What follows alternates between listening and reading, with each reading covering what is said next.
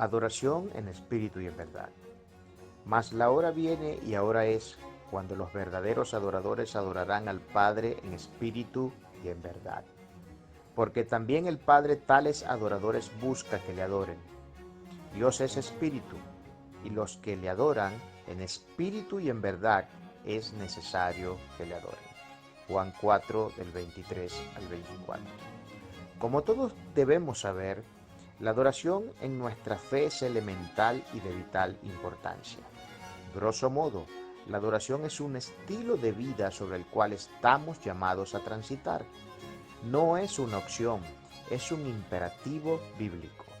Al decir de la adoración que es un imperativo escriturístico, de suyo conlleva el hecho de que estamos ante un mandamiento divino, y tal como es característico en todo mandamiento, el creyente no tiene el derecho de negociar bajo ningún concepto o presupuesto la praxis que debe estar vinculada a dicho mandamiento.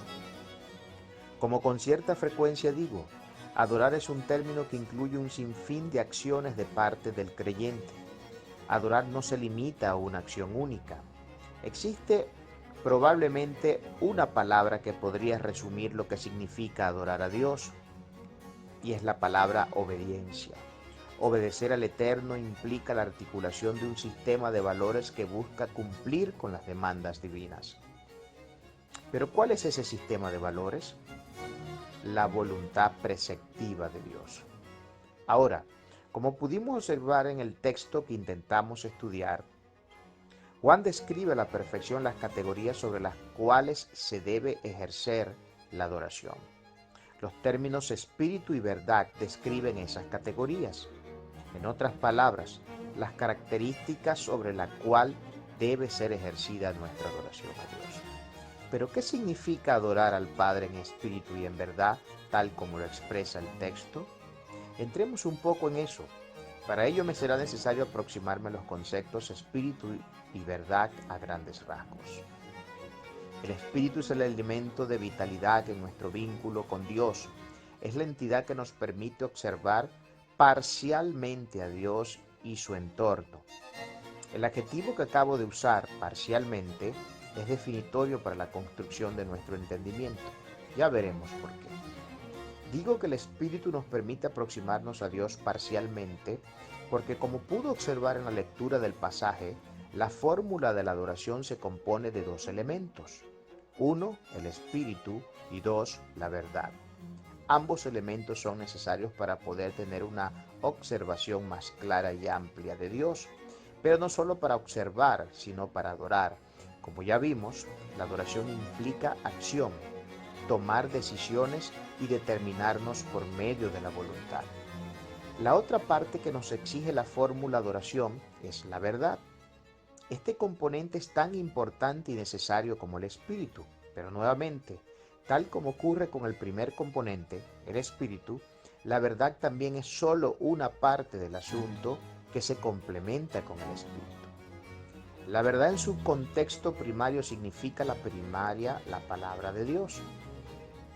Sus axiomas, proposiciones, su episteme, es el fundamento epistémico de la Biblia en la realidad verbal y conceptual. Sería imposible adorar a Dios si no tenemos conocimiento de su palabra, porque la palabra es la voluntad expresa de Dios escrita en papel.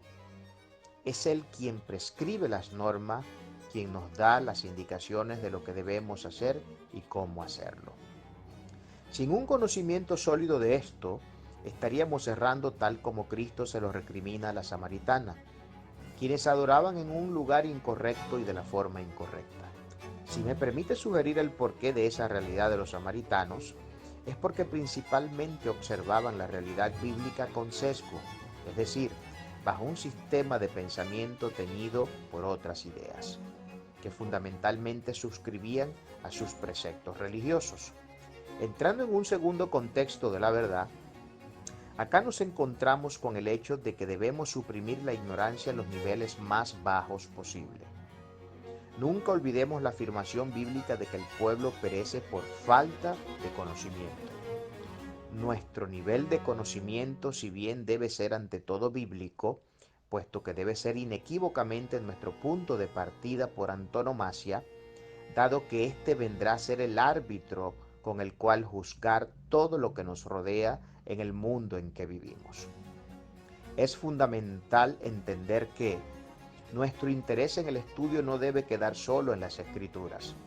Para interpretar correctamente la palabra, también necesitamos hacer exégesis de la historia humana, en sus diversas facetas y paradigmas intelectuales. Hacer esto amplifica el panorama de visión interpretativa cuando nos acercamos al sagrado documento.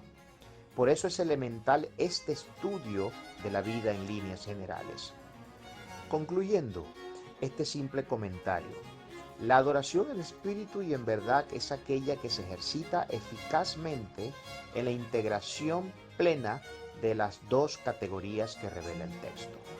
Un alto porcentaje de los creyentes cristianos ejercen la adoración de forma incorrecta o incompleta. Muchos se limitan únicamente al elemento espiritual, omitiendo el fundamento de la verdad en sus dos contextos, y otros solo se inclinan a la frialdad de un intelecto que no permite al espíritu ejercer su función vital. Ambos extremos pueden ser calificados de disfuncionales en el ejercicio de adorar. Las consecuencias de esto es la mediocre actitud de muchos, no solo ante Dios, sino ante el colectivo en general. Dichas acciones son reprobables por Dios. Para cerrar con un fundamento que valide bíblicamente nuestro comentario, observemos lo que nos aconseja Pedro en su segunda carta.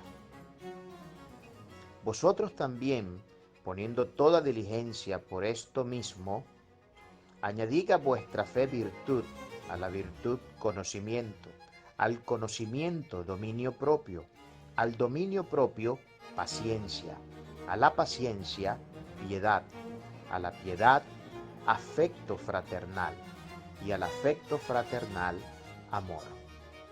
Porque si estas cosas están en vosotros y abundan, no os dejarán estar ociosos ni sin fruto en cuanto al conocimiento de nuestro Señor Jesucristo.